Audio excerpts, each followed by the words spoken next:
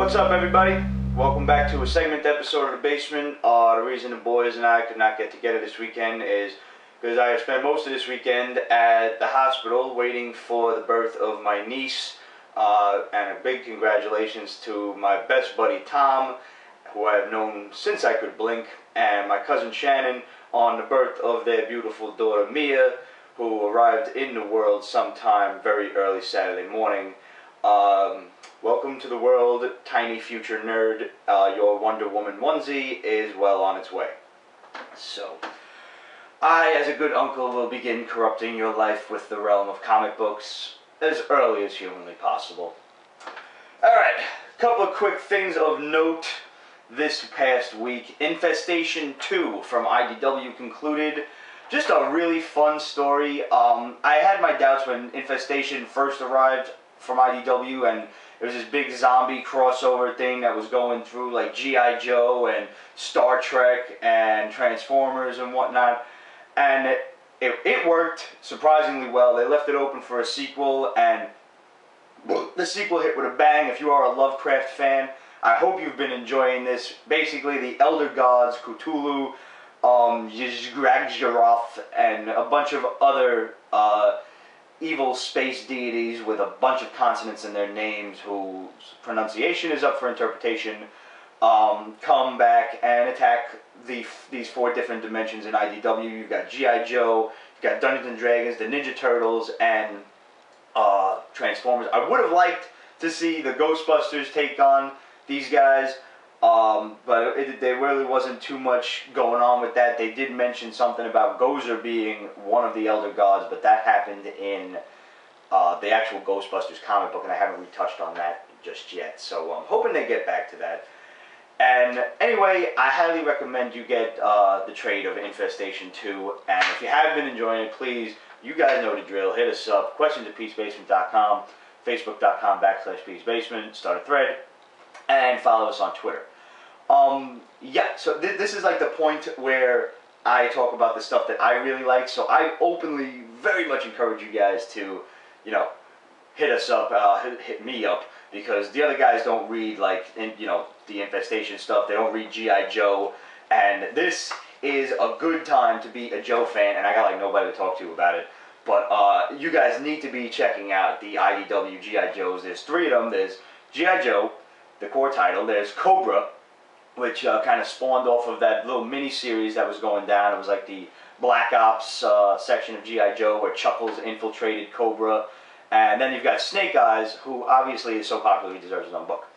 You probably won't get too much argument with me from that. Basically, the stuff that's been going down is this crossover event called Cobra Command, where this new Cobra Commander is just a wicked, evil son of a bitch. And he rises to power by assassinating the council members, and he has Cobra take over this small Asian nation. He basically makes friends with all of the nations around it, like the People's Republic, Korea, and everybody else. And the nation's called Nanzhao. I don't know if it exists or not. I never bothered to look it up. But basically, everyone has to leave. He lets all the civilians leave. He kicks them out. He doesn't kill them. Kicks them out, and then nukes the area around it, so that way, if anyone tries to invade now Cobra's sovereign nation, they're gonna have to walk through a wall of fucking radiation to do it. This dude is sick. He's nuts. This is such a great time to be a Joe fan, simply because the Joes don't know what hit him. General Hawk just got fired for a piss-poor, response to the Cobra threat. Meanwhile, Cobra is controlling, G.I. Joe from their branch of Extensive Enterprises, who is now cutting the Joe funding from, behind the scenes, and however many political players that they control, so they're influencing them to, basically destroy G.I. Joe financially. Because if they don't have the money to supply weapons and vehicles and stuff, they can't possibly fight Cobra. Duke just got promoted to Colonel. Snake Eyes and Storm Shadow were fighting, but then Storm Shadow turns around and says, "But listen, I found out that Cobra had my sensei killed. You and I were brothers once. Help me, and we'll both take down Cobra together." So Snake Eyes kind of leaves G.I. Joe. They all think he's dead, except for one girl who knows he's still alive, and she knows that he betrayed them, in a sense. And So now basically they're running through the epilogue now of what's going on. Cobra Command finished with this issue here was Cobra 9. I'm sorry, Cobra number 11, chapter 9, and now throughout issues 12, you're getting all of the epilogues. The last one is coming out probably next week or the week after, which will be Snake Eyes number 12, and we'll see what happened to everyone's favorite Ninja Commando. It's such a fucking good story, guys. It really is. And now would probably be a good jump-on point if you ever wanted to get into G.I. Joe. Just a thought. Avengers Assemble 2. I am only buying this book because of Mark Bagley's artwork. I'm not that enthused with the story overall. It's fun, don't get me wrong, but is it fun enough to keep me, like, buying it? And, you know, you've got these, like, otherworldly beings making up the 12 points of the Zodiac, and you know, somehow we've whittled the core Avengers team, in continuity, down to the movie team. I don't know how that happened exactly. Captain America just kind of openly decides, well, until we know what's going on with all of these extra powerful 12 superheroes, I think it best that the 5 of us take them on all by ourselves and not involve the rest of the fucking 900 Avengers that we have on the roster. Makes perfect sense when you think about it, because, you know, we've got a movie deal coming, so the fans have to be in touch with us as the Avengers and not anyone else. It's a marketing scheme. Like I said, Mark Bagley's drawing it, so I'll follow it until he leaves, because he's just always been one of my favorite artists ever since I found him on Spider-Man. But I'm not totally thrilled with it. I am totally thrilled with Avenging Spider-Man number 6. I picked up the variant cover because it was fucking awesome. This sees the first part of the crossover between Daredevil and the Punisher. This is going to be a 3-part crossover where they have to handle this Omega Drive, which if you've been following Daredevil, he has this, like, basically a hard drive with unlimited capacity that has all of the information as to members, goings-on, dealers, stuff like that, of all the 5 major crime syndicates around the world. And now they're planning on taking them down before these crime syndicates go and kill Matt Murdock and his family and his friends, because he doesn't really have too much family left. But if you haven't been reading Daredevil, first of all, what's wrong with you? Daredevil's great. One of my favorite books that, you know, comes out lately. Get on this crossover. It promises to be fun. First of all, Spidey calls Daredevil Magoo through the entire book, and I laughed my ass off out loud like a lunatic. I'm sitting at work reading it at lunch. I'm like, it's fucking great. He's like, hey, Magoo, you know why we're friends? And Daredevil's like, why? He's like, because I just teamed up with the Punisher to save your ass. He didn't say ass. Spidey doesn't curse. But nonetheless, great story. Carnage USA, issue 5. Get the trade. If you're a Spidey fan, Clayton Crane's artwork is phenomenal. Zeb Wells wrote a really sick story about Carnage taking over an entire town, and the Carnage symbiote, like, you know, engulfs all the people in the town. They even had the balls to kill a kid, which was thoroughly surprising. There was a knockdown, drag-out fight between Cletus Cassidy and Flash Thompson, and guess what? None of them had legs. Like, Flash lost his legs in the war, and the Venom symbiote was what gave him legs. And Cletus Cassidy, if you remember, got ripped in half by the Sentry years ago. And then the whole concept of this was they brought him back, and they attached, like, these cybernetic limbs that were kind of working in conjunction with the symbiote. So at the end of the story, they threw them both in, like, this, like, sound chamber that scared off the symbiotes. So Cletus's legs fell apart. Thompson didn't have any legs. Right out of South Park, cripple fight! Yeah. How do you beat that? How did that? How? That was fucking... What? Get Carnage USA. Good story. Alright, let's move on back to some real quick independence from Dynamite. Lord of the Jungle number 3. This is the story of Greystoke, the legend of Tarzan, and they are sticking as close to the original book as I know to be true. This is a really good story. It's a little slow moving right now, but if you were ever a Tarzan fan, like I was back when I was a little kid and I used to watch the Adventures of Tarzan on Saturday mornings, good fucking story. And if you really remember the old Johnny Weissmuller series, I used to watch with my grandmother in black and white. Fucking awesome. I was always a big Tarzan fan, and this is finally like an outlet that I have for it. So I am going to stick with this from Jump Street all the way until it concludes. And if Dynamite has proven anything, it's that they can take these little obscure properties and do wonders with them. I mean, look what they've done with the Lone Ranger. They've got Voltron going on. They've got oh god, fucking 100 different other things that I read. They got Bionic Man. They're just doing the Bionic Woman. They've got Dark Shadows. They're picking out all of these like awesome properties that don't get enough of play, and they're making them really cool. I actually buy Dark Shadows, Bionic Man, and now the Bionic Woman came out this past week. I buy it for my mother, and I read them too, so it's kind of fun. You know, we have like a little bonding thing there. I was getting the Stephen King stuff for my father. So it took me 30 plus years, but I finally got my parents into comic books. Go figure. From Zenoscope, The Theater, issue 5 concluded this story arc. Basically, this story is about a haunted theater, and the people running it are kind of crazy and murderers, and, you know, people come in, and the whole book is actually the movie that somebody's watching in the theater, and then there's maybe 5 pages in the beginning and 5 pages in the back of what's happening with the people in the theater and who they're killing and whatnot. Not as frightening as I would have hoped, not as entertaining as I would have hoped. You know, the one thing I did like about this is it didn't concentrate on the big tits and ass aspect that Zenoscope is very famous for. And, you know, of course there were variant covers, let's not be silly here. But, I don't know. I was hoping for something a lot scarier. I've read things in comics a lot scarier. This kind of fell short for me. They left it open for a sequel. I don't know. We'll see what happens with it. I don't think I can recommend you The Theater. I don't.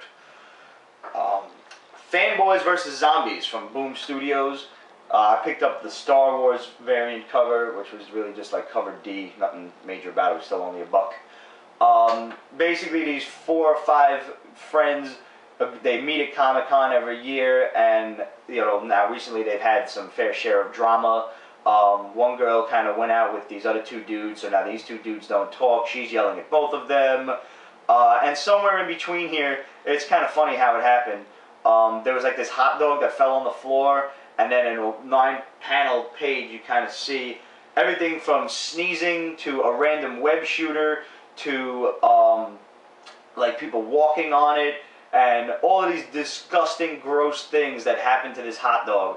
And then one fanboy comes around and takes a bite, and you see him like, and it turns him into a zombie. So now Comic-Con, presumably in San Diego, is infested with zombies, and these 5 hammerheads have got to save themselves and the world. Funny story, not as fun as I would have liked it to be, but you know what? The first book was $1, so I bought it. It was probably entertaining enough for me to come back and buy the 2nd issue, just to see where it's going to go, what happens with it. So I'll keep you posted. I haven't really formulated an opinion on it, but if you guys have read this, please let us know what you think. Let me know, you know, excuse me, what you thought of it. But you know what? For $1, fuck it. You can't even get a pizza or a candy bar for $1 anymore. Go buy it. You know, it was fun. Yeah, and there's a couple of little fucking stupid nerd jokes in there. It may try a little too hard, but it was fun. For $1, fuck it. Also from Boom Studios, Valen the Outcast. I am surprised at how much I am liking this book. I didn't like it. It slowed down for a little bit, and I wasn't sure if I was going to stick with it, but something made me. Basically, this king, Valen, has been ousted from his throne by this evil being. I'm not sure if he's a demon or just an evil bastard, named Chorus Null. And Chorus Null is a necromancer, and he killed Valen, and he brought him back as an undead slave. But somehow Valen gets freed, thanks to some magic from some little priestess girl friend of his. And now they're on the run with Valen, the priestess girl, and this other thief. And they're trying to basically get Valen his kingdom back. I don't know how long it's going to last. I hope it doesn't last too long. In the sense that, like, I'm not wishing doom upon the title. But, you know, it seems like it should have a finite amount of books. Maybe a 12-issue maxi series or something like that. But get this man to his throne, have him fight the bad guy, and be done with it. This is reading very much to me like a Final Fantasy type role-playing game right now, and I think that's why I'm enjoying it so much. I don't want to see this book get dragged out. You know, I don't want to have him get back to the throne and Chorus Null either beats him or Courtney escapes or whatever else, and now the fucking title's got to keep going for another story arc or something like that. Don't ruin it.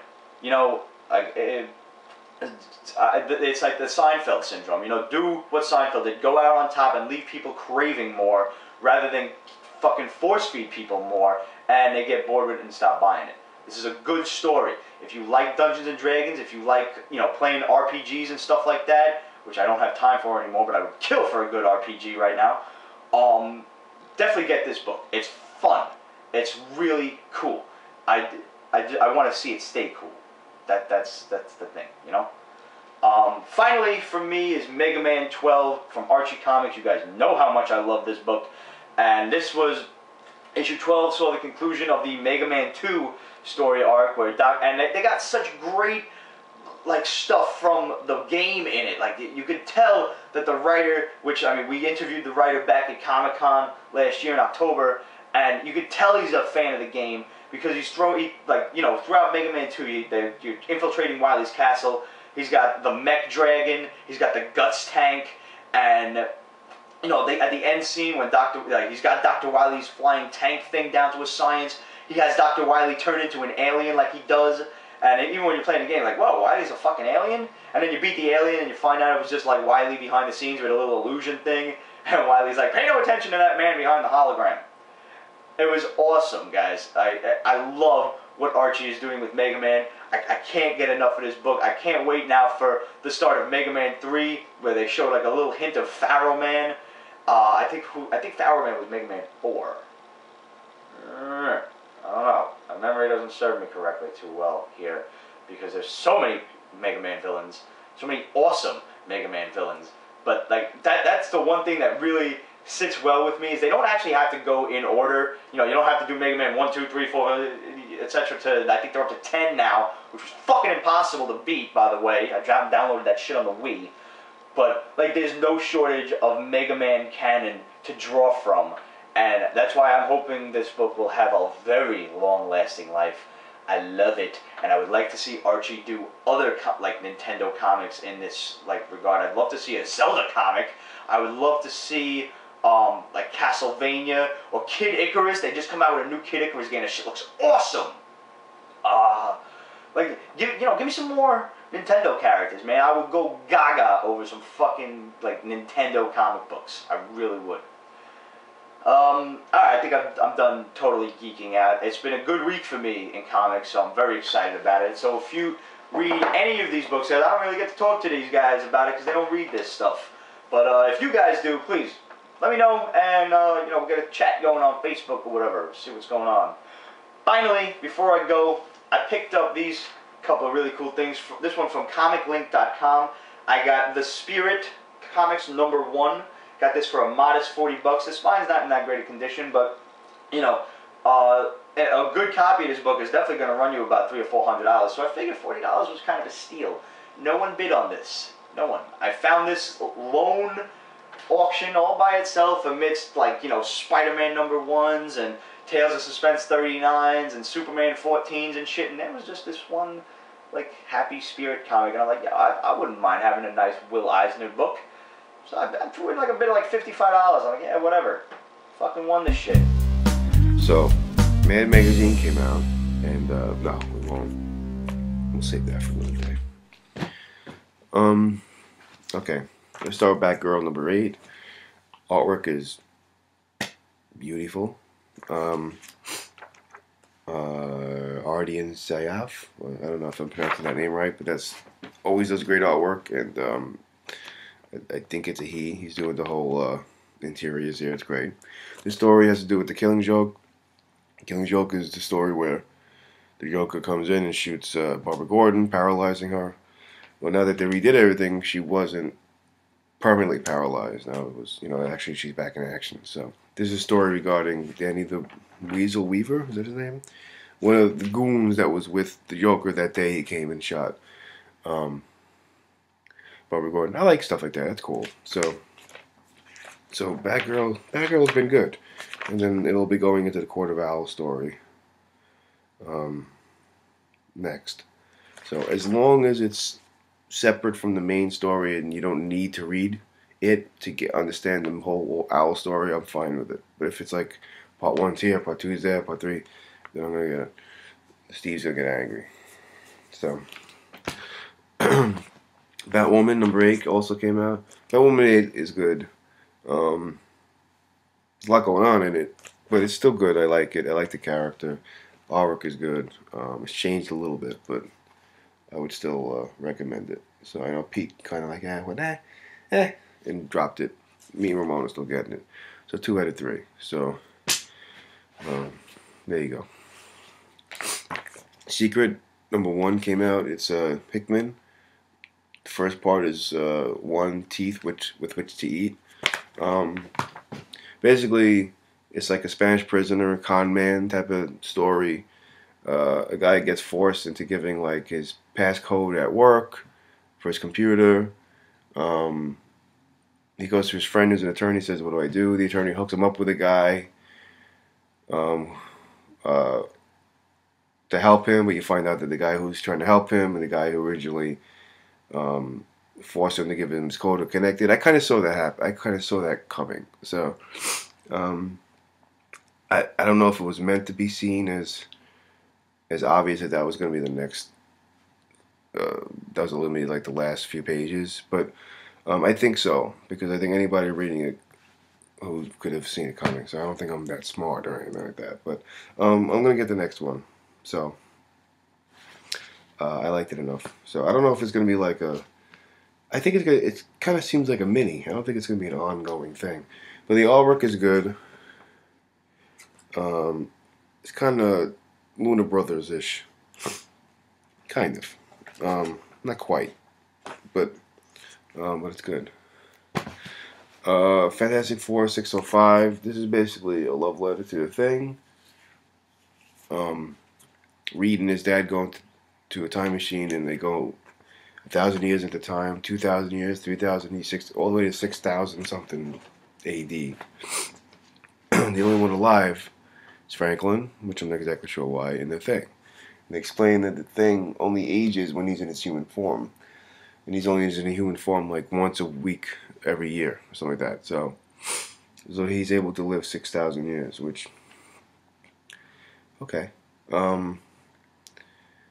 But it was definitely a standalone. It was a nice little story. It's kind of like Reed, wanting to check up on his buddy Ben. That's kind of what that seemed like.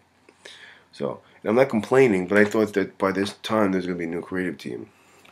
So I was kind of bracing myself for a new creative team. Because even the next issue, it's like 605.1, the Dark Origin of the Fantastic Four, which I don't know if we need another origin story. I know I don't. I know what happened. So, but it says Hickman. So we'll see what happens. Maybe 606 will be new creative team. I'm not complaining. Hickman was good. But I think it'd be nice, he had his run, he had his story, his story's ended. Let's have a nice new creative team. Let's not keep the same guy in the book forever. Excuse me. Winter Soldier #4. If you like espionage, James Bond, you're good to go. And Brubaker, Brubaker did Doom right, because Doom is supposed to talk in that, no one bests Doom, talk like that. And that's how he has him talk. So he's good with that. So should they have necessarily involved Doom, a supervillain, in a story like this? I agree, probably not. But they did it because these kind of espionage stories have to do with, countries at war with each other. Not literally, but, Cold War type stuff. And Doom is the president, or the ruler, not the president, the ruler of his own place, his own territory, Liberia. So I understand it from that standpoint, but I'm gonna keep getting it. I like it. Artwork's good, story's interesting. And then Avenging Spider-Man. The mega effect begins here. So Spidey's teaming up with Daredevil and the Punisher, much to his chagrin, the Punisher, because if you've been reading Daredevil, the last story arc, last couple issues, you saw that he has this hard drive, that is made out of Human Torch's old suit. And because it's made out of his old suit, the molecular structure is unstable, and there's a limitless amount of space he can hold on there. So he has all this mega crime information on there that obviously they want back. It's not one entity; it's different entities. But all these different crime organizations know he has this, and obviously doesn't want that information leaked out or given to the authorities or whoever, or to their competitors, so to speak. So they want it back. Now the Punisher approaches him and says, "I can take care of it. I can hold on to it and keep it safe. Give it to me." And Reed sends Spidey out to do the same thing. Like, let's hold on. Let the Avengers hold on to it, or Fantastic Four, whoever. That way, it's kept safe. So they team up. Artwork is good, and I like it. Good artwork, good dialogue. The dialogue is only there to progress the story and to lay some jokes in there for Spider-Man, whoever. It's good. So it's going to continue also I think the Punisher and Daredevil. Yeah, the next part starts in Daredevil Punisher 10 and then Daredevil 11. And I was talking about how I hate stuff like that, but I collect both those issues, so it doesn't bother me. Haha. So that's that. So I'm tired. I'm gonna go lay down, and I'll see you next time. Okay, another episode of Basement Segment Style. First off, I'd like to say, Tom, congratulations. May God bless you, baby, and you, the girl, and well, you know how guys can be. Good luck with that. That said, let's get straight into it because I have a lot of books to cover, and my editor is gonna be pissed. First off, from Archaea comes Hopeless Maine, Personal Demons, Volume 1, Part 1. I just saw this there, and I was like, why not? I picked it up. I was rewarded. It was good. It was damn good. It follows this town, this island off the coast of Maine, where, I don't know, shit just hit the fan. There's demons. There's a little girl that does incredible magic. There's another little girl. And it just picks up. The art's gorgeous. It's very sketchy, like a completed sketch, if you will. So, but it was just, damn, it was just a very good, pleasant surprise for me this week. So yeah, I highly recommend it. Highly. Next we have Conan, the Barbarian, number 3. Conan's a pimp. Look at the cover. Conan, half-naked chick, fish. What more do you need in life? Half-naked chick and fish. I'm leaving that alone. It's a good book. Pick it up, damn it. Batman and Robin, number 8. Alright, Batman, your son, Robin, just confessed to you that he killed somebody. Not to mention the fact that he crippled somebody else before and all this other shit. What do you do? That's where we left off at now. That's 8. I don't know. Personally, Batman should retire his ass. But let's see what happens. Batwoman number 8. The art keeps changing. I don't know how I feel about it. I really don't know. And it seems like Batwoman's dealing with a crazy kind of occultish shit in Gotham, and I don't really care for it. It's getting my nerves already. A new story arc is needed. Badly. Green Lantern number 8. They should put in parentheses Green Lantern Sinestro. Because he's the man. Hal Jordan's a bitch. That's my review of the book. Hal Jordan's a bitch. The Indigo Tribe is weird, but it seems like they have their roots with Abin-Sur, which is weird. Because everything's fucking connected to Abin-Sur. And you know what? I'm sick and tired of that shit. Always Abin this, Abin that. Abin these nuts. How about that, Next. Okay, next. Oh. I'm not going to cry. Vertigo's last issue of Northlanders, number 50. And, Vertigo doesn't stick around long enough to shit on their own books, which I appreciate, but when they leave, they usually leave right on top, and it breaks my fucking heart. Northlanders, it finished the Icelandic trilogy, which was like part 9, so I don't know how it's a trilogy, but 3 trilogies, I mean, why not, you know what I'm saying? But anyways, that aside, it's great. I recommend this whole series, 1 through 50, to everybody. If you can find a complete set on eBay, I would recommend you go for it. But that's what we have trades for nowadays. Next. Vertigo's Saucer Country, number 2. Alright, so pretty much it's almost a give that she's going to become president of the United States. And the president of the United States has been abducted, and she has to deal with that. I mean, what would you do if you find out of nowhere, like your president says, I've been anally probed? What would you do? Vertigo's going to answer that. Vertigo, Company of the Week. Okay, this is DC being bitches.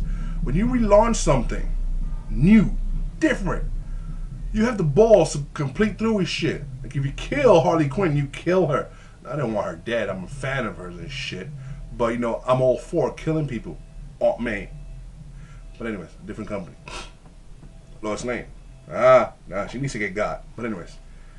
So she's still around, and it's just 8 reset the team all over again. The characters are going to be in the next arc and all that other shit. That's what it did. It's okay. I can see this getting very old very soon. Dynamite, Lord of the Jungle number 3. This is good shit. The art's good from Dynamite. The covers are gorgeous. The story's decent. It's fucking Tarzan, for crying out loud. I mean, me, Tarzan. You know? That's what it is. I mean, come on. You know, there's Clayton and there's that, you know, Jane, bitch, and, you know, that's really what it is. And gorillas. Much of a story? But, it's really good. I'm enjoying it. I really am. Artifacts. Number, I forget.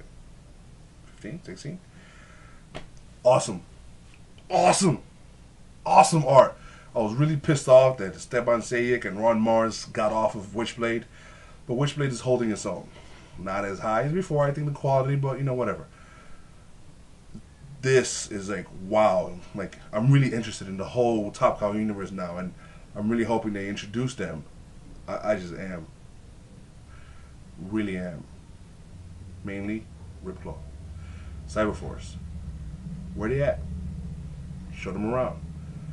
Obviously, making the artifacts and all the 13 of them and whatnot, main thing in the Top Cow universe, it's fine. Do that. Where's Cyberforce at? Moving along. Saga, number 2. Image. Brian K. Vaughan is a sick fuck. Okay. One thing was, Last Man Standing, which was not so sick. Kind of special sometimes, but not sick. And then he did Ex Machina, I believe, which was good shit too. But this, alright, so the couple and their newborn baby's on the run, and they send this thing after them. You see this? It's like a weird topless spidery thing with like a battle axe and ray gun and a shotgun and a knife. I mean, whoa, nice. This is just, it's kind of up my alley, you know. Not in that way, you sick bastards, but just, you know, like, go after you know, your protagonist should not have a fun time about it, and Brian K. Vaughan does not give his protagonist an easy time, ever. Moving along. All right, this is Pete and Steve. It was on one of their haul lists, and if you're not picking up a haul list, shame on you. Register now. Ramon wants you. Wow. Anyways, so I'm like, Secret, okay, and then I see the cover of Secret, I'm like, really? Teeth? And then, you know, you open up the book, and then you find out why there's teeth, and oh, that's why. It's one of those moments, and the book is good. It's Hickman's involved, some guy named Bodenheim. It's all good. It's one big old happiness of sick, really, damn, that's some fuck, you know, it's just good shit. I recommend it. This is the book I was almost sure I was going to shit on, or at least be dismissive about, but it was pleasant. It was a pleasant surprise, and that was Avenging Spider-Man number 6. The beginning, the Omega Effect. I liked it. I really liked it. The dialogue, the art is gorgeous. The idea behind it is not infuriating. I'm looking forward to picking up the other 2 books. I really am. Shocked. Carnage USA 505. Alright, some miniseries are cool. They just tell stories of the character. Some miniseries are just to keep characters in people's memories. You know, hey, look, they're still around, yada yada. And some miniseries are to introduce new characters. Like, there's a whole symbiote part of the armed forces out there now, and that was it. That's really what I think this whole thing was about. Yes, Carnage is back, and he's some fucked up guy. He's also half cyborg. He's like Darth Maul. Except I'm pretty sure Darth Maul will fuck up Carnage, but whatever. I don't know. Do I regret picking this up? No, not really. I mean, the art's nice. The story was decent. Seeing Carnage use so much of his power in such a sick way was awesome. It's nice to see the symbiote and how far they can go. Makes you curious about the other symbiotes, but I should have borrowed Pete's. Yeah. Fantastic Four 605. 5? Yes, 5. I'm not going to name Fantastic Four Book of the Week no more. Because, you know what? It'll be unfair to other books. But this is just good shit. Kind of touching, actually. And it's just damn, you know? Damn. Journey into Mystery number 636. Alright, Kid Loki. He has a bad rap because when he was adult Loki, he was a dick. Now that's the best way to describe it. A penis. A really crusty, dirty, tiny penis. And now he's a kid, and he's having issues getting rid of that reputation, and nobody trusts him. You can't fucking blame him, though. He did start Ragnarok at least once. So, that's that. He does wrap shit up. This whole nightmare thing is going to sooner or later come back to bite him in the ass, even though it's wrapped up. And also there's the fact that, you know, Damien Hellstrom is watching him now, the son of Satan. So, you know, that's not a person you want watching you, you know what I'm saying? Well, what else we have? New Avengers number 24. I liked it.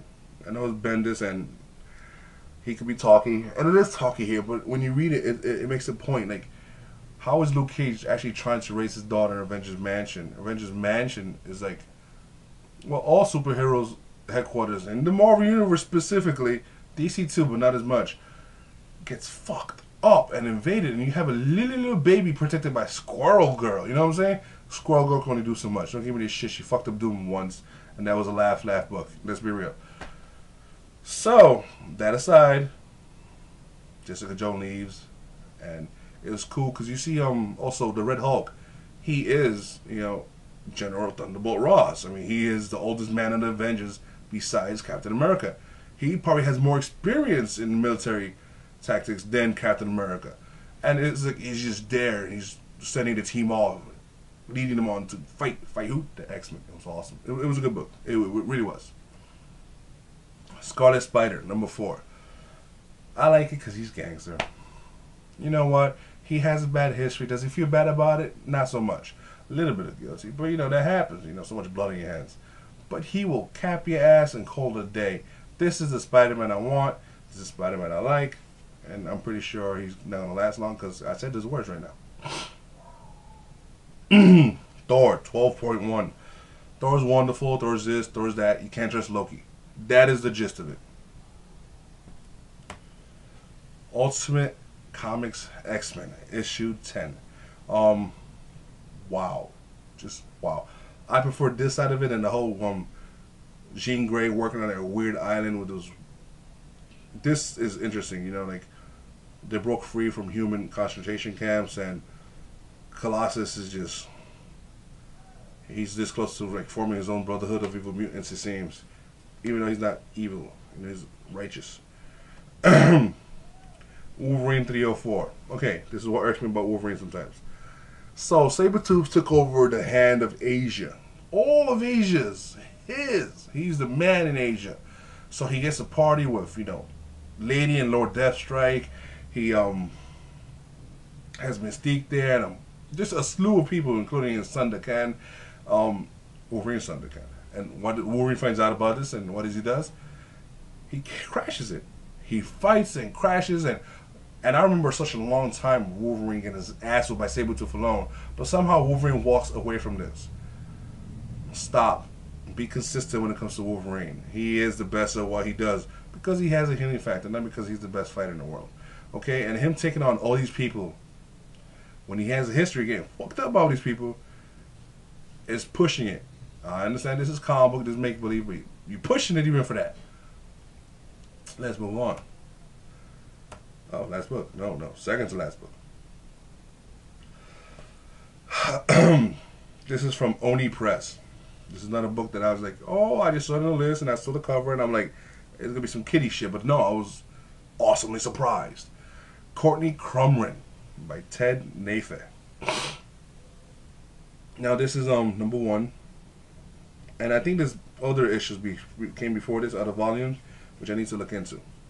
But it follows a girl named Courtney. She's not the one on the cover. That's some idiot girl. Courtney's the blonde behind it in the shadows, because Courtney's a witch and she has a history of doing some fucked up shit that I need to look into. And this is just good shit. This furry world, and this bitch wanted to do it dirty, and she flipped it on her and did her dirty, and that and Hopeless Maine are the books of the week, hands down. I mean, along with this next book, The Waking. Now, yes, The Waking came out last week, but you know what? I didn't get to it. Sorry. I just reviewed to you 23 books, and well, I have a lot of books in a week. So, last week books, this week, there's a triumvirate, 3 books of the week. Tres. I don't know how to say 3 in the other languages. Un, deux, trois. Watch out, I'm saying French shit. Anyways, The Waking. You kill somebody, this girl in the first volume made it so that the person he kills comes back to life to avenge themselves. All of a sudden, there's less murder in the world, obviously. Except for this one person who's doing shit. And it's just crazy. It's just, pick up the first volume from Xenoscope, The Waking. It's available. I know it is. Enjoy it. Love it. Sniff it. Inhale it. And then start picking up this one. The Waking, Dreams End #1. And that's it. Those are my 23 books. Roger, don't hate me. That's it. See you next week, guys.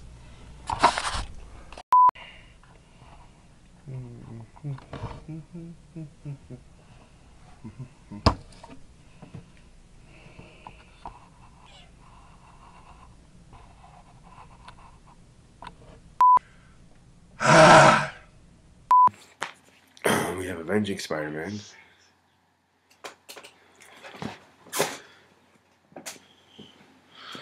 Sorry. What was this?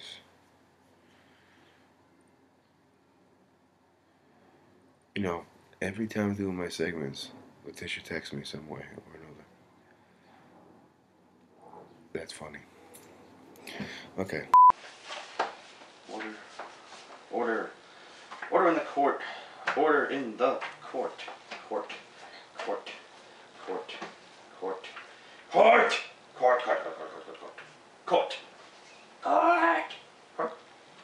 Do this, son.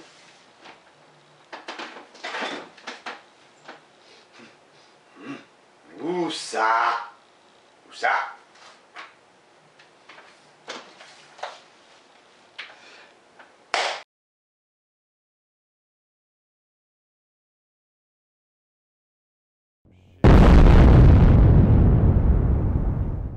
So I'm tired. I'm gonna go lay down, and I'll see you next time.